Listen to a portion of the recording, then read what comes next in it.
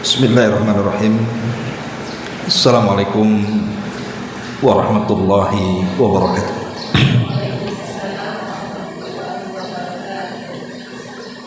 Alhamdulillah wassalatu wassalamu ala Rasulillah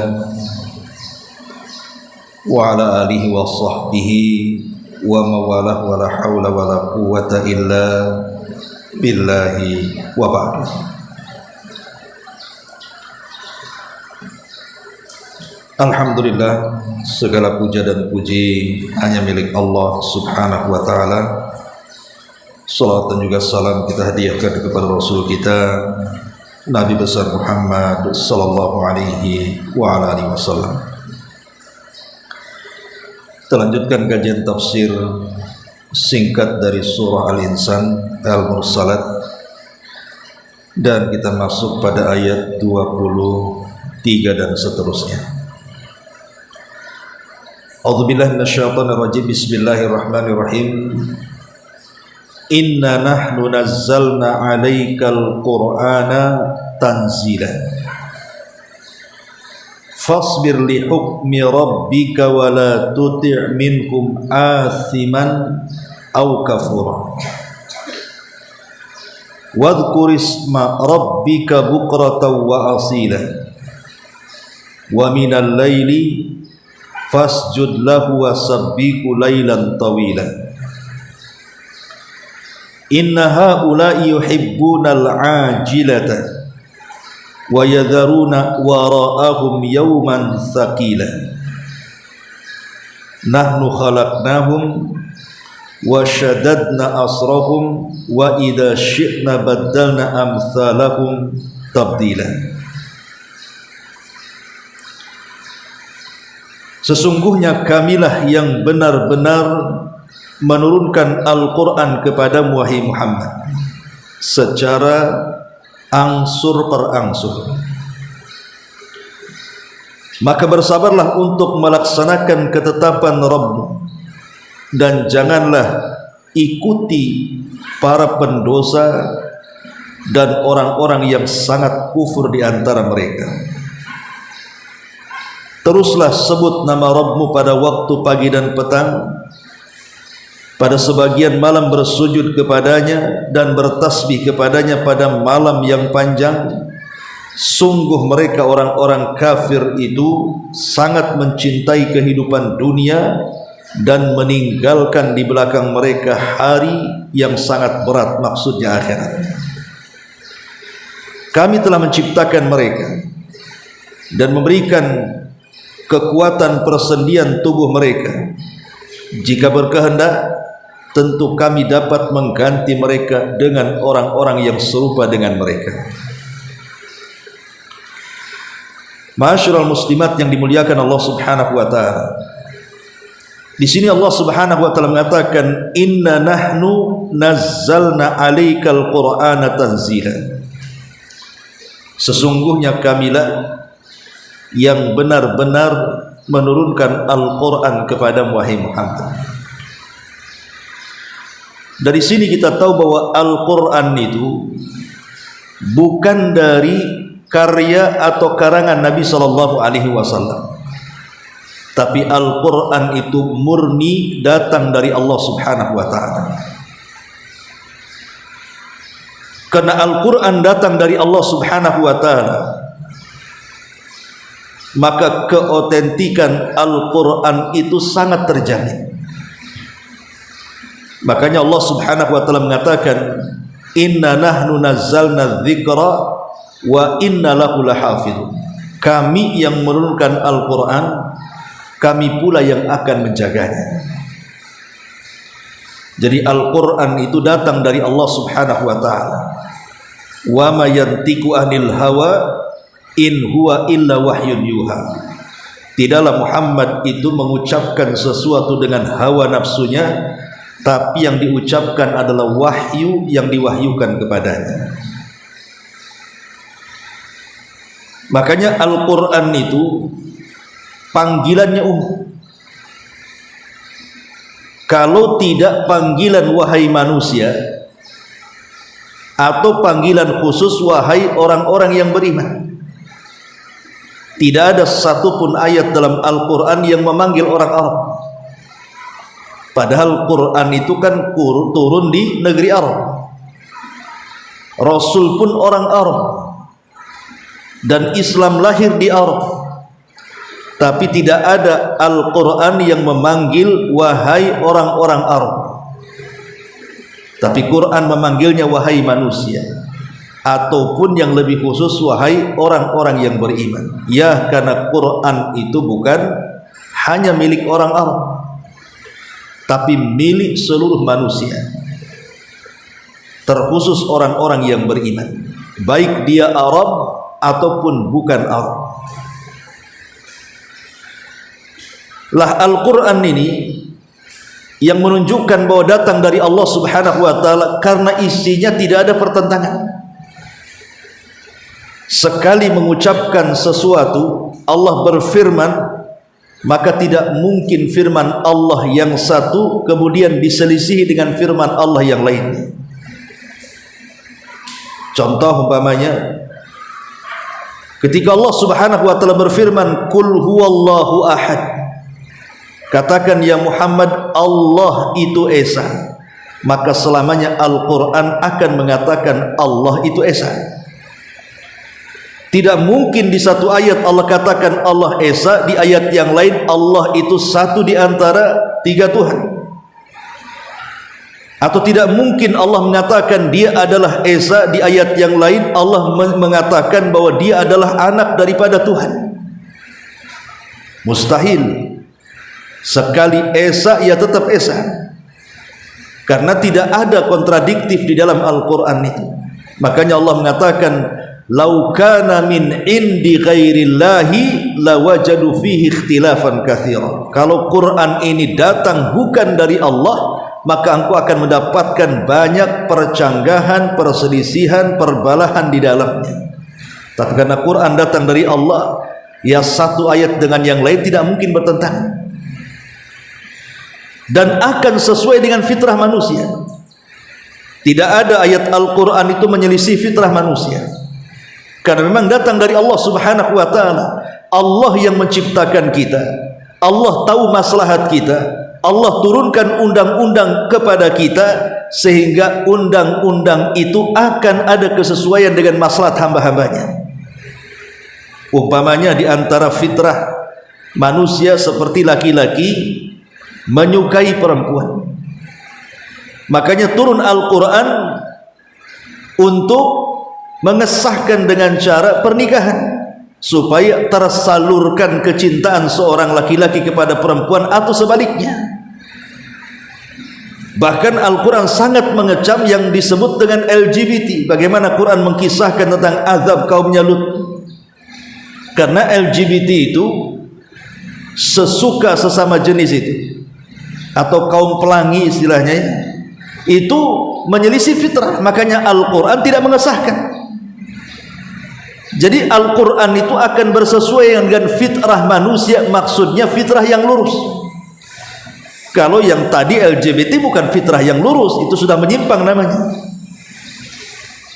Dan yang lebih hebat lagi bahwa tidak ada satupun manusia yang sanggup menciptakan seperti Al-Quran. Ini menunjukkan bahwa Quran itu datang dari Allah. Bahkan di banyak ayatnya Allah Subhanahu wa ta'ala menantang semua manusia, kan?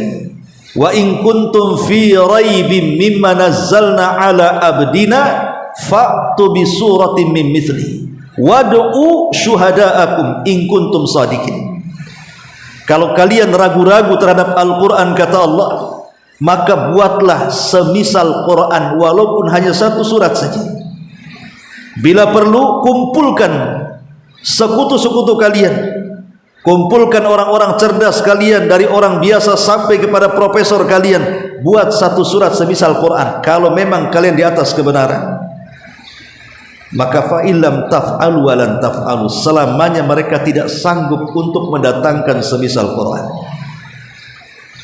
Makanya kalau kita lihat, Bu, surat-surat yang berbau makkiyah, surat-surat yang identik dengan surah-surah makkiyah, itu biasanya diawali di permulaan dengan huruf potongan-potongan huruf hijaiyah. Kan ada di dalam surat itu mesti ada potongan-potongan huruf hijaiyah yang memulakan sebuah surat.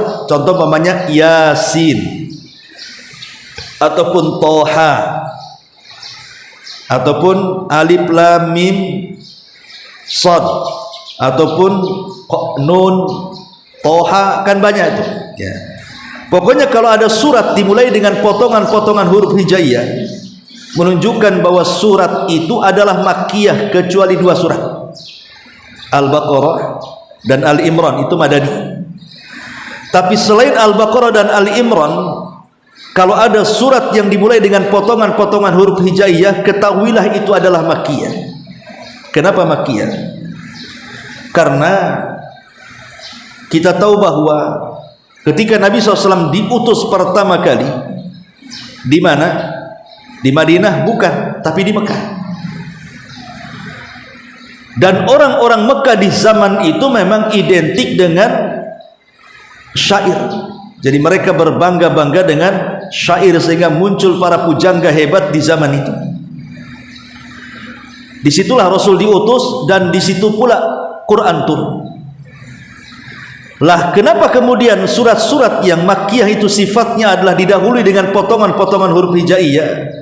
Sebagian para ulama ketika mentafsirkan, seolah-olah Allah ingin katakan kepada penduduk Mekah secara khusus, dan manusia yang lainnya secara umum, Quran ini terangkai dari huruf hijaiyah, dari alif sampai ya, alif, ba, ta, sa sampai ya.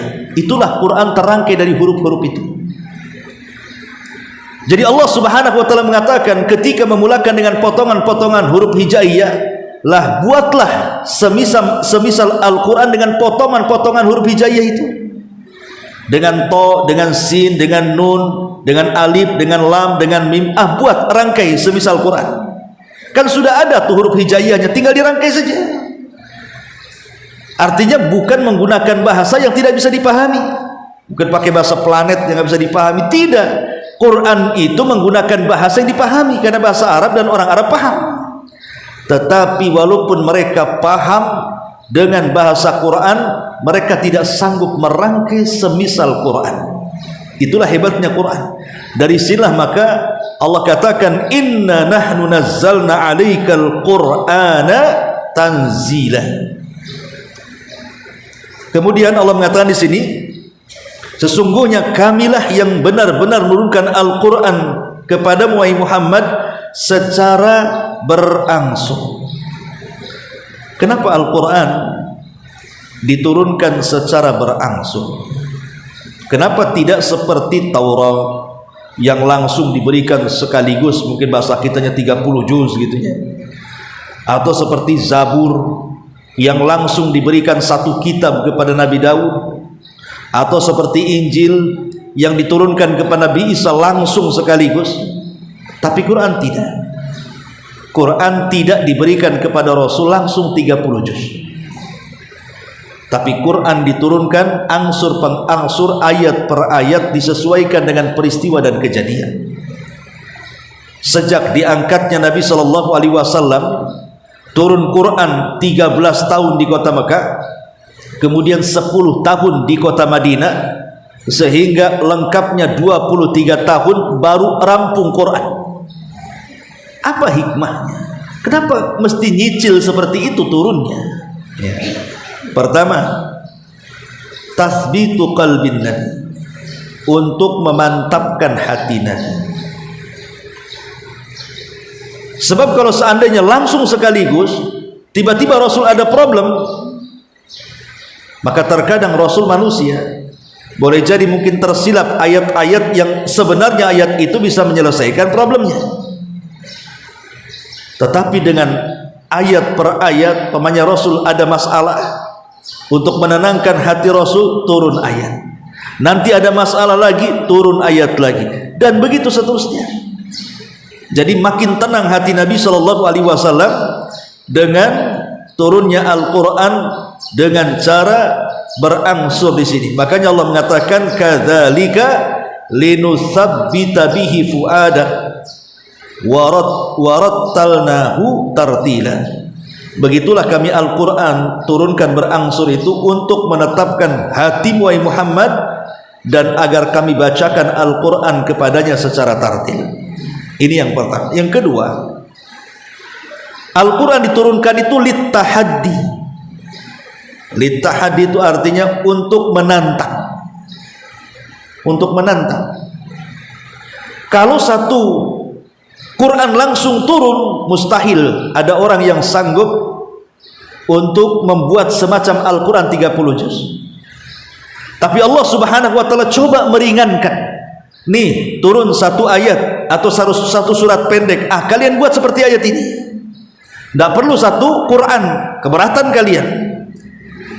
Tapi mereka juga tidak sanggup walaupun satu ayat sekalipun.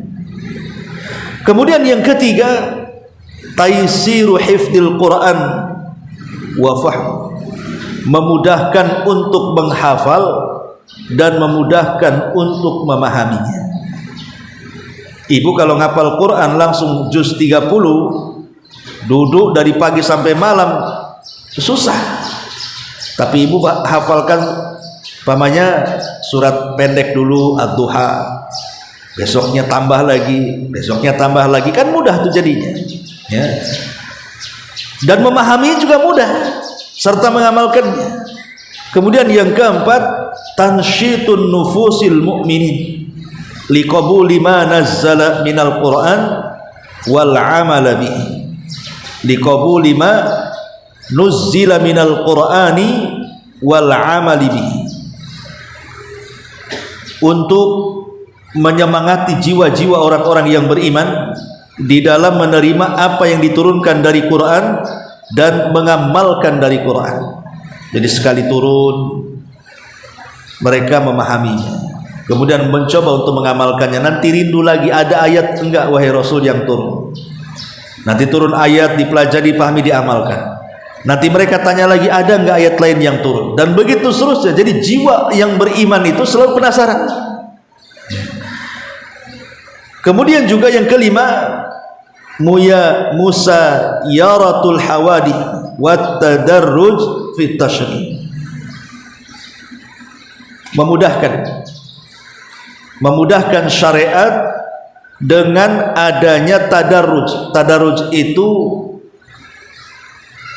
marhala-marhala yang tidak membebankan orang-orang untuk mengamalkan. Contoh umpamanya yang tadarruj itu bertingkat-tingkat, contohnya pengharaman khamr. Kan pengharaman khamr tidak langsung diharamkan, karena memang tradisi orang-orang kafir Quraisy itu secara khusus, dan orang Arab umumnya di zaman itu, mereka hobi minum khamr. Bukan hanya minum, mandi dengan khamr. Itu orang-orang jahiliyah ya. Sehingga kalau langsung diharamkan secara total, kayaknya tidak sanggup untuk meninggalkan.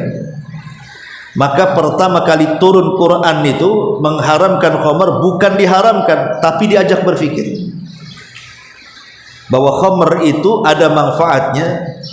Fihi ithmun kabirun, fihi wa manafi'un katsira wa ithmuhuma akbar min naf'ihima. Memang dalam khamr itu ada manfaat, tetapi kerusakannya jauh lebih besar dibandingkan manfaatnya. Kan diajak berpikir itu. Saya tidak ragu, seolah-olah seperti itu. Khamr itu ada manfaatnya. Contoh namanya para pelaut gitu ya, untuk supaya tidak mabok, tidak mudah masuk angin, menghangatkan badan di waktu sedang dingin, minum khamr kan ada manfaatnya. Tapi madaratnya lebih besar masalahnya. Sebab kalau orang hilang akal itu, bisa saja dia mencaci maki orang, bisa saja dia membunuh orang, bisa saja dia menyakiti orang, dan begitu seterusnya. Ya, ada manfaatnya, tapi madaratnya lebih besar, belum diharamkan ya. Kemudian setelah itu turun lagi tentang penyempitan waktu. Kata Allah Subhanahu wa ta'ala dalam Al-Quran, wala taqrabus salata wa antum syukara, jangan kalian dekat-dekat ke salat sementara kalian tidak mabuk. Silahkan kalian mabuk, tapi waktunya dekat salat jangan mabuk. kan mulai disempitkan, Bu, ya kan? Disempitkan waktunya, sebab sholat 5 waktu. Sholat 5 waktu berarti setiap di sela-sela antara satu waktu ke waktu berikutnya itu kan tidak jauh, sehingga kepalang tanggung kalau seandainya mereka minum khamar. Mulai disempitkan. Baru setelah disempitkan, Allah Subhanahu wa taala turunkan khamar itu secara mutlak, innal khamra, sampai kepada rijsun min amali syaitan fajtanibuhu la'allakum tuflihun. Sesungguhnya khamar dan lain-lain adalah najis, termasuk perbuatan setan, tinggalkan agar kalian beruntung, kata Allah. Jadi itu fungsinya kenapa Quran itu diturunkan berangsur, supaya ada tadarruj, supaya tidak memberatkan orang itu ketika mengamalkan Al-Quran. Kemudian juga faedahnya kenapa tadarruj, supaya setiap persoalan itu ada jawabannya. Karena Quran itu kan turun disesuaikan dengan peristiwa. Ada peristiwa turun ayat, ada peristiwa turun ayat, kan itu. Dan biasanya peristiwa dari zaman dulu sampai hari ini pasti ada kemiripan. Setiap peristiwa itu pasti ada kemiripan. Sehingga kalau seandainya ada masalah kepada kita, maka masalah ini pun pernah terjadi kepada orang-orang sebelum kita dari kalangan para sahabat. Kemudian turun solusi kepada mereka, sebagaimana ayat ini juga solusi kepada kita dengan permasalahan yang sama. Makanya kemudian Quran itu adalah kitab solusi. Apapun masalah kita, semua ada jawabannya dalam Quran. Itulah yang dikatakan inna nahnu nazzalna 'alaikal qur'ana tanzila. Kemudian Allah menyatakan, Quran yang telah kami turunkan kepadamu secara berangsur ini, maka Allah katakan fasbir li hukmi rabbik, maka bersabarlah untuk melaksanakan ketetapan Rabb. Wala tuti minhum athiman aw kafura, dan jangan mengikuti orang-orang yang penuh berlumuran dosa dan penuh dengan kekufuran. Ada yang mengatakan bahwa hukmi rabbik li hukmi rabbik artinya qada wal qadar. Jadi kita disuruh bersabar kalau Allah telah memutuskan kehendaknya kepada kita. Boleh jadi Allah sudah menulis lauhil mahfud kepada kita, kita diuji dari kesehatan, mungkin sakit yang berkepanjangan, atau dia sudah berobat ke sana kemari, bukan hanya rumah sakit yang angkat tangan, dokter pun sudah mengacungkan bendera putih tanda menyerah, tidak bisa lagi sudah. Kalau memang ketetapannya seperti itu, fasbir li hukmi rabbik, sabar akan ketetapan Allah. Boleh jadi mungkin di antara kita ditulis lauhil mahfud, mungkin Allah Subhanahu wa taala menguji kita dengan ekonomi. Setiap usaha asik gulung tikar saja tak pernah jaya-jaya.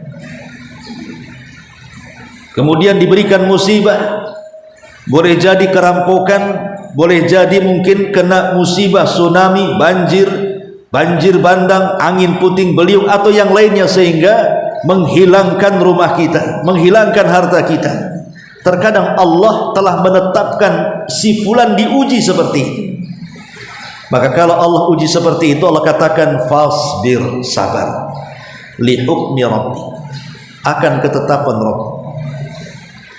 Atau boleh jadi mungkin di antara kita diuji rumah tangganya, entah si istri diselingkuhi suaminya, si suami diselingkuhi istrinya, atau mungkin kenakalan anak-anaknya, atau mungkin perselisihannya dengan saudara dan orang tuanya.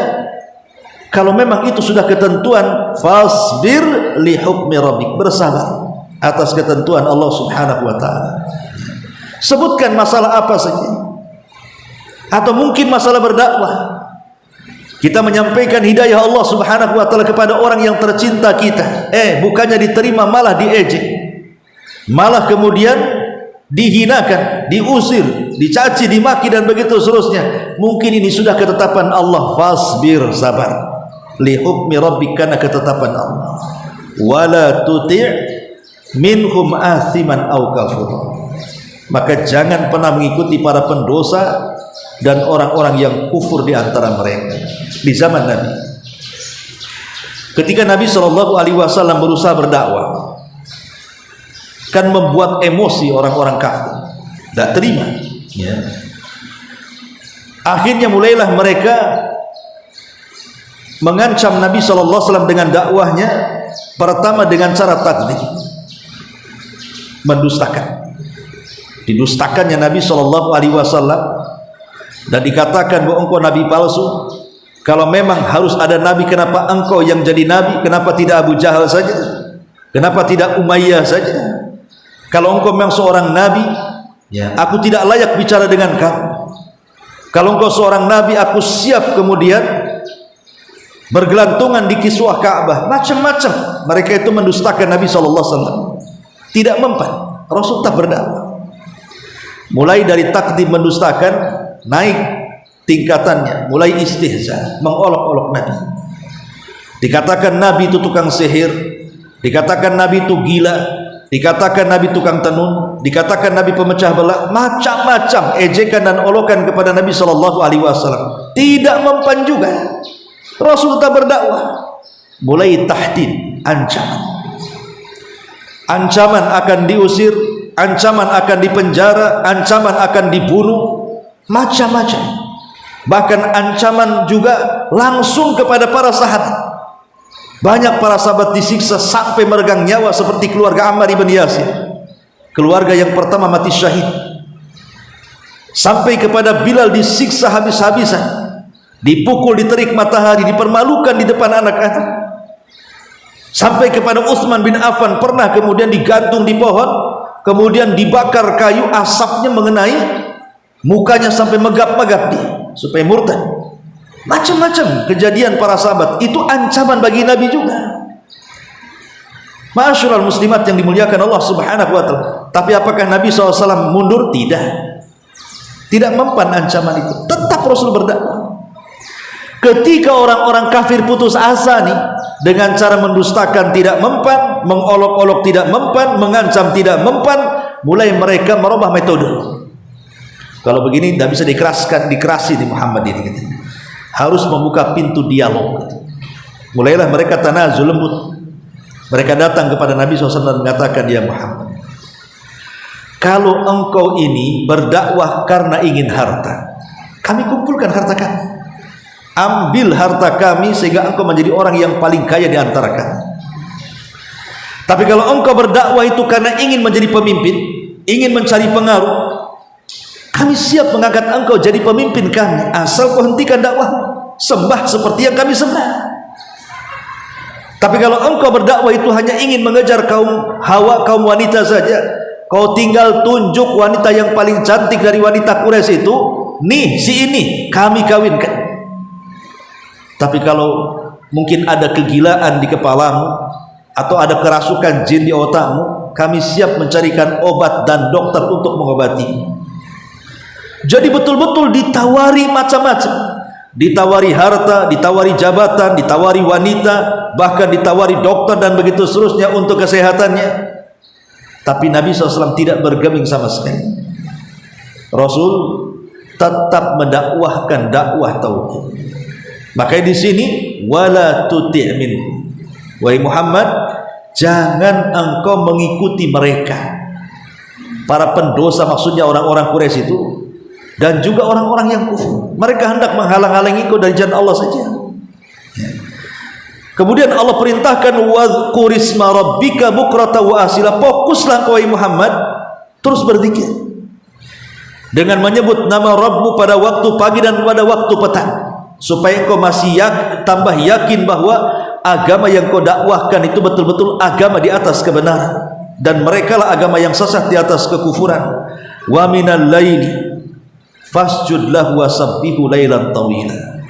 Dan pada sebagian malam bersujudlah kepada Rabbnya dan bertasbihlah kepadanya pada malam yang panjang. Kenapa Allah perintahkan untuk tahajud di tengah malam kepada Nabi? Bahkan turun surat khusus perintah tahajud kan, namanya surah Al-Muzammil, di mana Allah mengatakan, ya ayyuhal muzammil, wahai orang yang berselimut, qumil laila illa qalila. Bangunlah di tengah malam, bangun tahajud. Qumil laila illa qalila nisfahu aw inqus minhu qalila aw zid alaihi warattilil qur'ana tartila. Di sini Allah Subhanahu wa taala menjelaskan tentang tidurnya Nabi. Nabi itu kalau tidur cuman separuh malam, nisfahu, kemudian separuhnya lagi bangun untuk tahajud. Auzid alaih, ataupun ditambah dari separuh, 2/3 malam dia tidur, 1/3 malam dia bangun, di 1/3 malam akhir dia tahajud. Itulah cara tidur Nabi. Imma diambil separuh tidur, separuh tahajud, imma diambil tidur 2/3 dan 1/3-nya tahajud. Apa hikmahnya? Bukankah Nabi SAW adalah orang yang sudah diampuni dosanya yang telah, yang sedang, dan yang akan datang? Kenapa diperintahkan tahajud? Penting bagi seorang guru, penting bagi seorang dai, penting bagi seorang yang mengajak manusia kepada kebaikan untuk menyisihkan waktunya dalam rangka tahajud. Kenapa? Untuk mempermudah dakwah. Karena dakwah itu kan sebab. Adapun tahajud itu adalah doa. Jadi malamnya kita berdoa kepada Allah. Umpamanya nih, ibu mau mendakwai orang tua yang belum hijrah. Sebelum ibu mengajak orang tua dengan menyampaikan dalil-dalilnya, menyampaikan hujah-hujahnya, ingat bahwa hati ibu kita itu yang pegang bukan kita, tapi hati ibu kita yang pegang Allah. Maka minta kepada zat yang membolak-balikan hati ibu kita malam-malam, ya Allah, besok saya akan dakwai ibuku, balikkanlah hati dia supaya dia sadar bahwa apa yang dilakukan itu salah gitu. Baru setelah berdoa mengambil sebab dengan cara mengajak dengan lisan kita, dengan perbuatan kita, dengan akhlak kita. Makanya ini sesuatu yang tidak bisa dipisahkan qiyamul lail dengan dakwah itu. Karena di 1/3 malam akhir Allah mengatakan dalam hadisnya, dalam hadis kursinya, man yad'uni fa astajibana wa man yas'aluni fa utiya wa man yastaghfiruni fa aghfirlah. Siapa yang meminta, ku kabulkan. Siapa yang berdoa, ku berikan permintaannya. Siapa yang meminta ampun, ku ampuni dosa-dosanya. Jadi apa saja yang kita minta di 1/3 malam akhir itu Allah akan kabulkan. Doa apa saja yang kita panjatkan Allah akan berikan. Makanya seorang dai tidak boleh lepas daripada tahajud.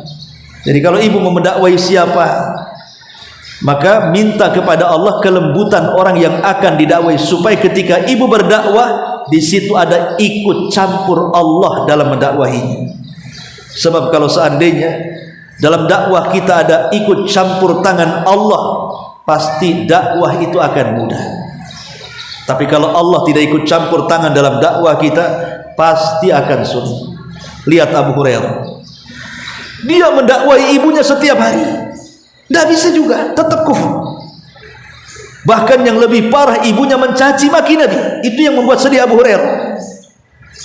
Akhirnya dia tidak tahan dengan cacian makian ibunya kepada Nabi, dia langsung datang kepada Nabi menceritakan. Kemudian Abu Hurairah mengatakan, ya Rasulullah, bisa enggak kau berdoa kepada Allah, katanya, agar ibuku dapat hidayah. Aku tidak tahan kupingku mendengar dia mencaci maki diri. Maka Nabi SAW mengangkat kedua tangan dan mengatakan, Allahumma hdili ummi Abi Hurairah, ya Allah berikan hidayah kepada ibunya Abi Hurairah, sampai 3 kali. Selepas itu Abu Hurairah pulang. Ibunya sudah mandi, sudah cantik, sudah berdandan, berada di depan pintunya, dan dia pun mengucapkan 2 kalimat syahadat, asyhadu an la ilaha illallah wa anna muhammadar rasulullah. Bahagialah Abu Hurairah.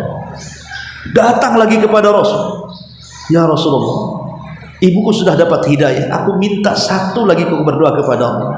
Kata Rasul, apa itu? Kata Abu Hurairah, mintalah kepada Allah agar semua cinta dengan ibuku dan tidak membenci ibu.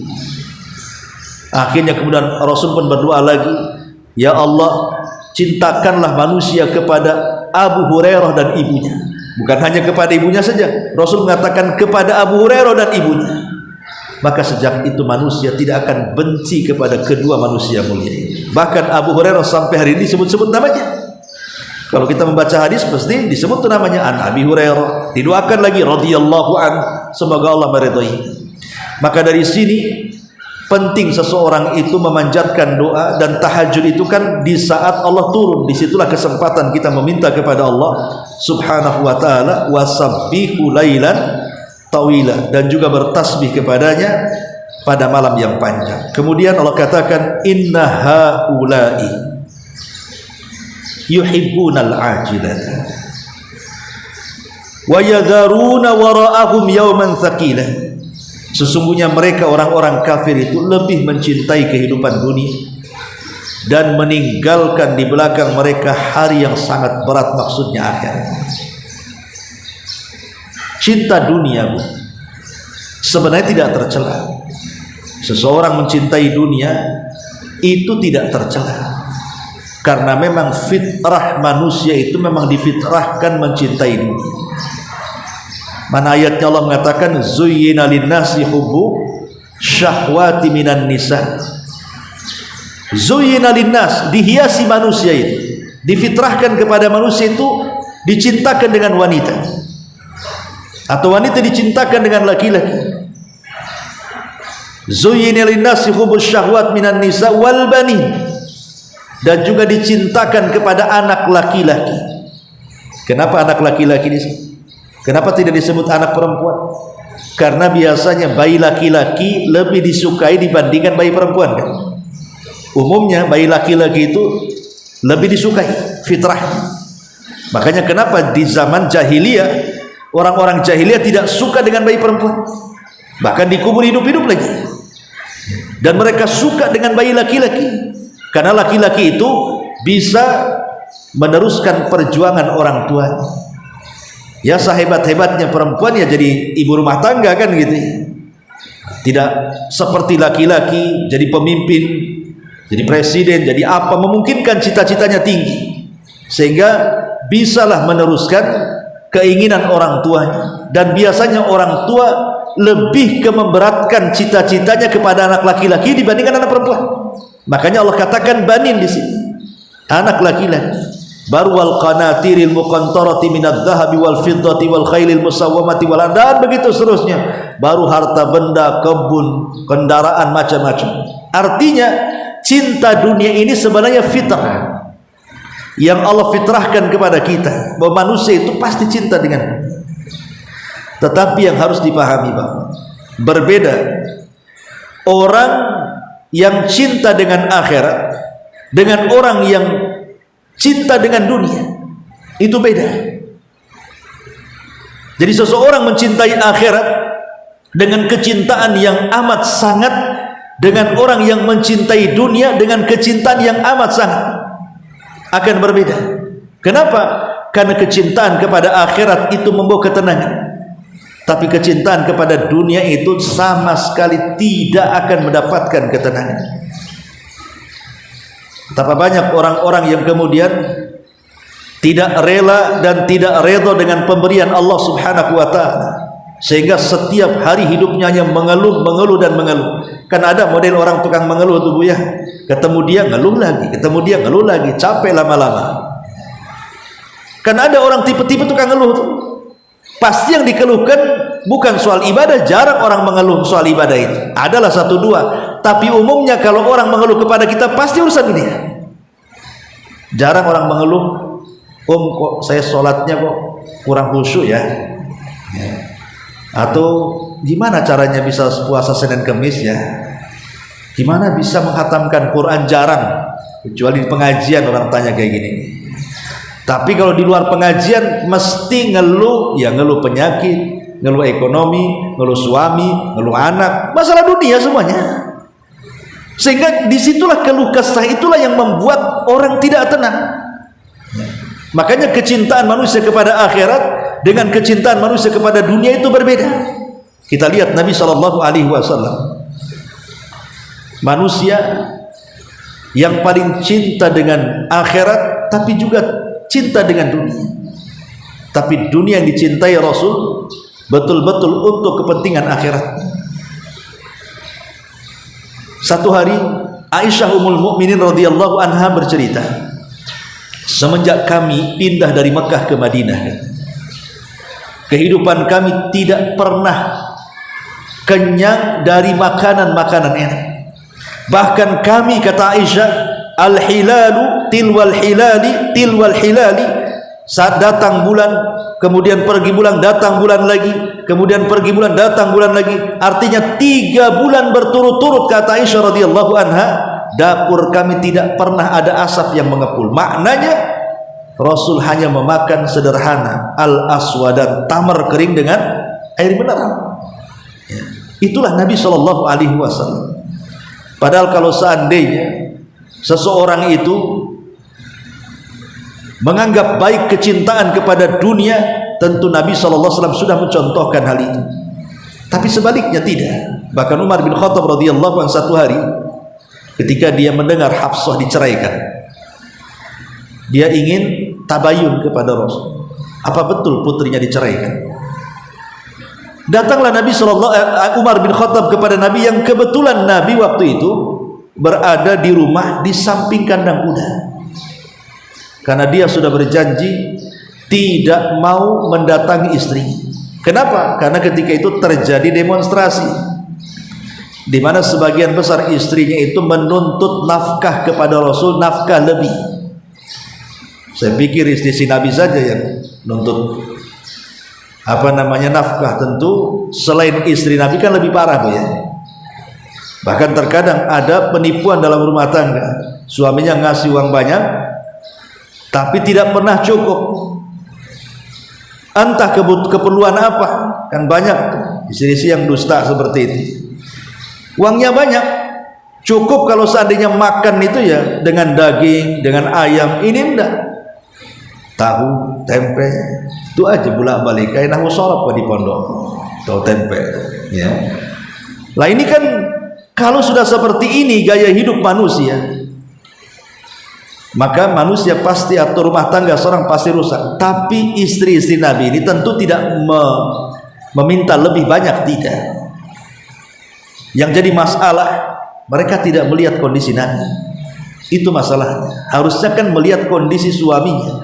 Kecuali kalau suami ini tak bertanggung jawab, lain ceritanya kan. Ini kalau suami sudah bertanggung jawab, tapi memang Allah berikan rezeki segitu-segitunya, lah qanaah lah kan itu. Terima pemberian Allah, memang itu pemberian Allah. Tidak mungkin Rasul korupsi. Makanya Rasul marah. Kemudian Rasul berniat untuk tidak menggauli istrinya 1 bulan. Makanya Rasul keluar dari rumah, kemudian tinggal di satu rumah di samping kandang kuda. Tersebarlah isu bahwa Rasul telah menceraikan istri-istrinya, padahal belum, ya. Maka Umar bin Khattab datang. Ketika diizinkan masuk, disitulah Umar bin Khattab menangis. Kenapa? Karena Nabi SAW tinggal di Gubuk Reot, kemudian tikannya pelepah kurma. Sekali terbangun, kita tahu bahwa pakaian di zaman itu kan bukan kayak kita, kayak pakaian ihram begitu. Ya, pakaian zaman dulu kan pakai ihram modelnya. Jadi kalau seandainya tertidur, nampaklah bekas-bekas itu, tikar itu. Jadi Umar bin Khattab membayangkan, ya Rasulullah, saya ini pernah datang ke Persia dan saya lihat bagaimana Raja Kisra di Persia dimuliakan dan diagungkan. Saya pernah datang ke Romawi, bagaimana Kaisar, Raja Romawi diagungkan dan ditinggikan oleh masyarakatnya. Bahkan saya pernah datang ke Muqawqis sana di Mesir, bagaimana Muqawqis itu betul-betul diagungkan oleh para pengikutnya. Harusnya engkau lebih daripada mereka, karena engkau adalah Nabi Allah, nabinya Allah dan Rasulnya. Tapi Rasul mengatakan, ya Ibnal Khattab, wahai Umar, ataradawna anna lahumud dunya walanal akhirah. Kata Rasul, wahai Umar, ridhokah kamu kalau bagi mereka yang sekarang mereka nikmati itu sebatas dunia saja, tapi kenikmatan itu bahkan lebih jauh daripada kenikmatan mereka kita akan dapati di akhirat. Milih mana? Ya. Itulah bentuk bagaimana Rasulullah SAW mengajarkan kepada kita bahwa harus mengerem kecintaan kita ini kepada dunia supaya tidak melampaui batas. Karena biasanya orang yang tadinya tidak punya dunia, kemudian Allah bentangkan dunia, umumnya langsung merusak kehidupannya. Karena dunia itu kata ulama sirru tughyan, rahasia bejatnya orang. Qarun dulunya orang baik. Bahkan kalau dia baca Taurat itu paling indah suaranya. Bahkan suka diundang kemana-mana oleh Bani Israel untuk membaca Taurat kan. Itu lagi miskin. Tapi setelah Allah berikan kekayaan, apa yang terjadi? Menentang Nabi. Bal'am ibn Ba'urah yang disebutkan dalam Quran itu, dia adalah orang yang diberikan kekuasaan oleh Allah Subhanahu wa taala, mampu menguasai Ismul A'zam. Dalam kondisi-kondisi tertentu kalau dia berdoa mustajab doanya. Ketika kemudian dirayu oleh orang-orang Jababir untuk mendoakan Nabi Musa dan Bani Israel kecelakaan, pada awalnya dia tidak mau dan mengatakan, celaka kalian, yang saya doakan jelek itu seorang nabi. Tidak mungkin saya mendoakan seorang nabi, apalagi Nabi Bani Israel, dan saya adalah muridnya. Maka tiba-tiba orang Jababirah datang kepada Ba'an, menawarkan jabatan, menawarkan kekayaan. Sekali dia tolak, dua kali dia tolak, tiga kali mulai melembek, empat kali diterima dan siap mendoakan keburukan. Begitulah harta bisa merubah seseorang yang tadinya baik menjadi jahat. Makanya Allah mengatakan, kalla innal insana la yatgha an ra'ahus taghna. Sekali-kali manusia itu mudah melampaui batas kalau dibentangkan kekayaan kepadanya. Hanya sedikit orang-orang yang bisa selamat dari fitnah harta itu. Makanya Rasul mengatakan, semua umat ini punya fitnah, tetapi fitnah umatku adalah harta. Karena dengan harta banyak hal negatif. Pertama, Allah Subhanahu wa taala mensifati orang-orang lalai itu karena mereka cinta dengan harta. Biasanya kalau cinta dengan harta pasti lalai. Alhaqumut takatsur hatta zurtumul maqabir. Telah melalaikan dari ketaatan kepada Rabb kalian, berlomba-lombanya kalian kepada dunia, dan baru dihentikan sampai kalian masuk ke dalam kuburan. Dari sini Nabi SAW mengatakan apa? Lau kana lil insani wadiyani min dhahabin labtagha thalithan. Kalau manusia itu Allah anugerahkan dua lembah semua emas, dipastikan dia ingin yang ketiganya. Enggak akan puas manusia itu. Wala yamla'u fahibni adam illa turab. Dan tidak ada yang bisa mengerem apa yang dimasukkan ke dalam perutnya kecuali tanah yang menimbunnya, kata Nabi. Kalau sudah mati, baru selesai urusan dia dengan dunia. Kalau belum mati, maka dia akan terus kejar dunia walaupun dia sudah kaya. Justru yang kaya itu kan semakin beringas dalam mencari harta kan. Lihat koruptor-koruptor itu bukan latar belakangnya orang-orang miskin, tidak. Mereka orang kaya, gajinya besar. Kenapa dia korupsi? Karena terlampau cinta dengan dunia. Logikanya lah di masyarakat, kalau seandainya nih ibu punya kos-kosan 3 pintu gitu ya, ada tanah kosong sebelahnya, pasti terpikir, wah itu kalau tanah kita beli bisa saya tambah tuh pintunya gitu. Kan begitu ya. Nanti sudah dibeli, sudah ditambah lagi pintunya tuh. Tiba-tiba kemudian ada rumah ini dijual, terpikir dalam akalnya itu rumah kalau saya beli bisa saya bangun kos-kosan lagi. Sampai kapan ya. Manusia itu seperti itu. Kalau sudah punya rumah 1, 2 di daratan, kalau perlu lautan dikasih sertifikat juga, diuruk tuh lautan itu jadi reklamasi kan itu. Nggak puas kalau langit ada kaplingnya, beli juga tuh sertifikat di langit itu. Manusia itu pasti akan seperti itu. Padahal kalau seandainya kita melihat hakikat harta, kata para ulama itu at-tajmi' wa tafriq. Tajmi' itu kita kumpul, udah banyak kita tinggalkan. Itulah harta sebenarnya. Coba lihat orang-orang yang kaya raya miliarder itu, sampai kapan mereka hidup? Kan ada batas umurnya. Setelah kita mati, kira-kira apa manfaat harta kepada orang mati itu? Tidak ada. Karena harta itu kembali kepada ahli warisnya. Makanya Nabi SAW mengatakan, mali walidunya, apa urusan saya dengan dunia? Kata Nabi SAW, ma akalta fa afnaita. wa malabista fa ablaita, wa matasaddaqta fa abqaita. Apa yang kau makan pasti keluar kotoran. Yang kita makan jadi kotoran. Yang kita pakai juga pasti akan jadi rombengan. Nggak mungkin lah ibu punya baju waktu TK dipakai sampai sekarang sudah tua.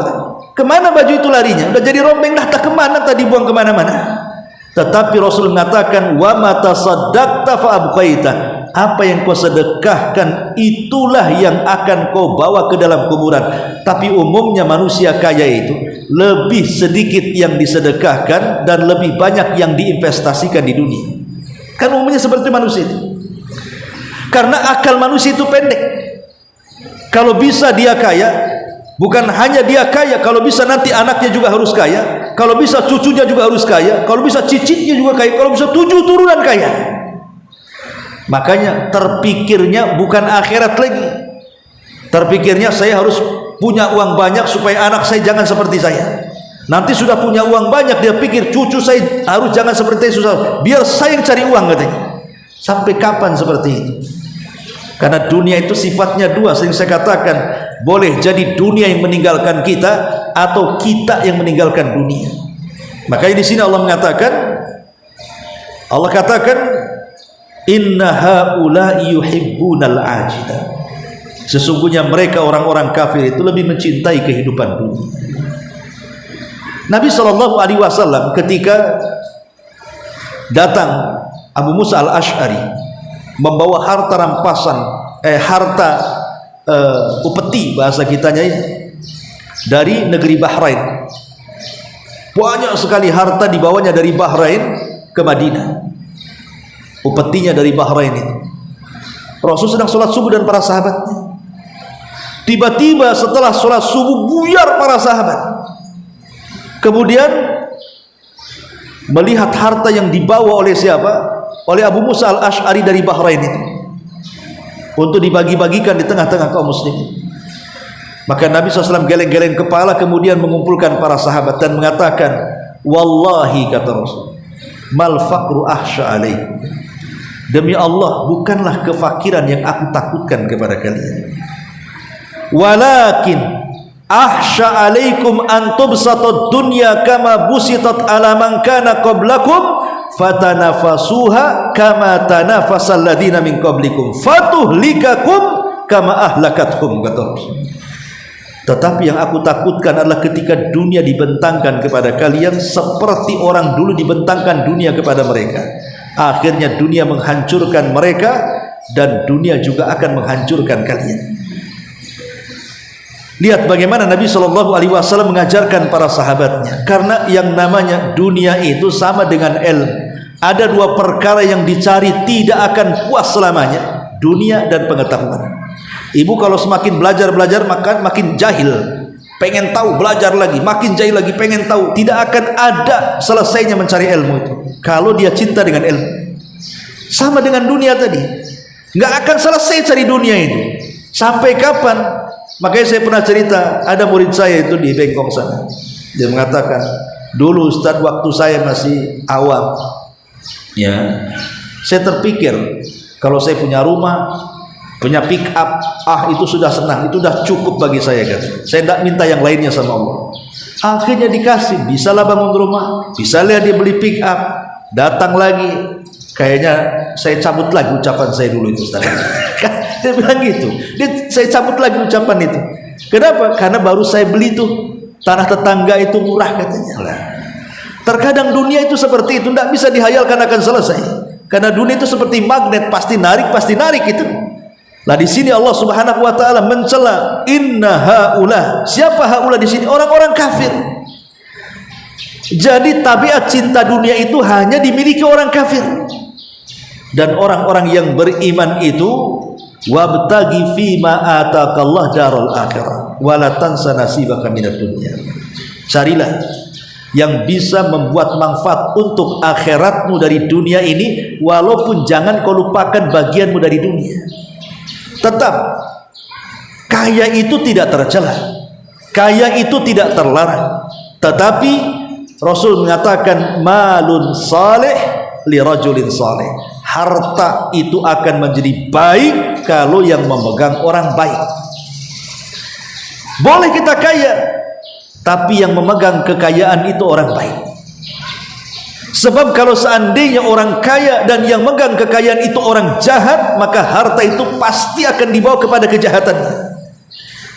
Pasti tidak akan bersyukur, pasti tidak ditempatkan kepada apa yang Allah kehendaki. Pasti larinya ke mabok, pasti larinya ke perempuan, ke zina, ke judi, ke macam-macam maksiat-maksiat yang lainnya. Tapi kalau harta yang banyak yang megang orang baik, pasti harta itu akan dijalankan sebagaimana mesti yang Allah kehendaki kepada kita. Makanya kaya itu tidak tercela. Buktinya sahabat banyak orang kaya. Abu Bakar kaya, Utsman kaya, Abdurrahman bin Auf kaya, Abu Ubaidah bin Jarrah kaya, banyak. Sa'd bin Ubadah kaya, banyak orang kaya di zaman para sahabat. Karena memang salah satu yang mendorong meningkatnya Islam tersebar itu adalah kekayaan. Kita tidak pungkiri bahwa Islam ini akan jaya dengan kekayaan. Karena biasanya negara-negara kaya itu bisa menjajah negara miskin. Contoh mamanya sekarang lihat Amerika. Dia bisa meletakkan uangnya di mana-mana negara kemudian mengaturnya. Terkadang menghancurkannya. Karena dia punya kekayaan kan begitu. Itu kalau yang megang harta itu orang jahat, dia jadi penjajah dia. Tapi kalau kekayaan itu yang megang orang baik, orang Islam, lihat, maka mereka bukan menjajah tapi futuhat, membuka-buka negeri, mengajak masuk Islam supaya tambah berkah negerinya. Nah, ini diantaranya inna haula, sesungguhnya mereka orang-orang kafir yuhibbunal ajila, amat sangat mencintai kehidupan dunia, wa yadharuna wara'ahum yawman tsaqila, anehnya mereka meninggalkan di belakang mereka hari yang sangat berat. Mereka tidak sadar bahwa pertanyaan kepada harta itu akan berbeda dengan pertanyaan kepada yang lain. Nabi SAW mengatakan, la tazalu qadama abdin hatta yus'al an arba. Tidak mungkin bergeser kaki anak Adam meniti titian sirat sampai ditanya 4 perkara.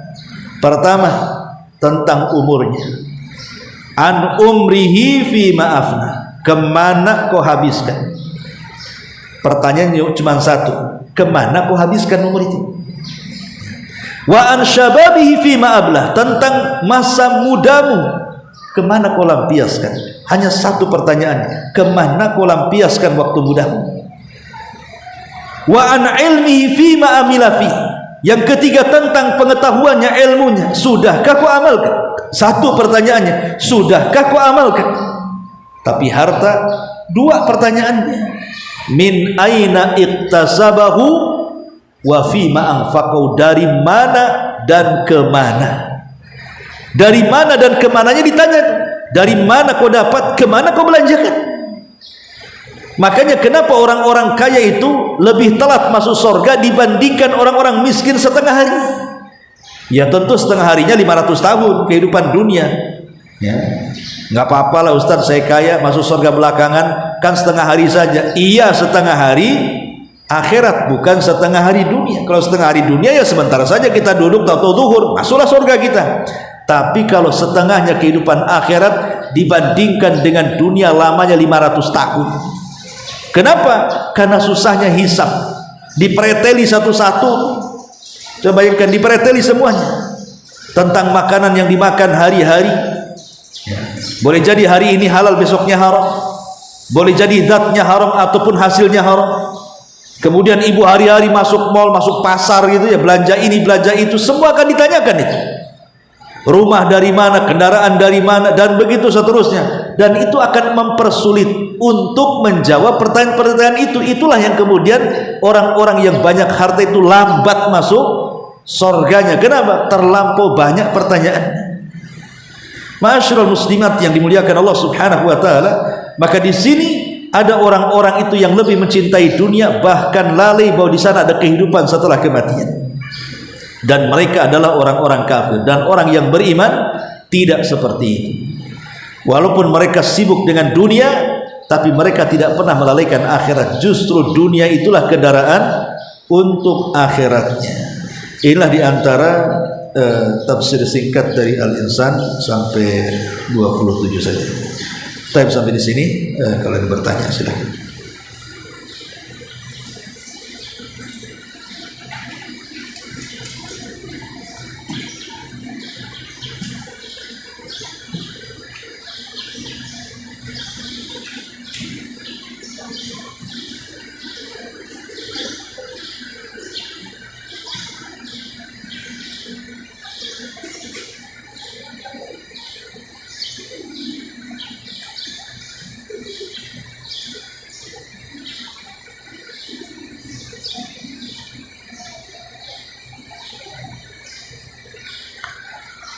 Tapi belum ada, kita tutup. Subhanallah bihamdika asyhadu an la ilaha illa anta astaghfiruka wa atubu ilaik. Wallahu ta'ala alam.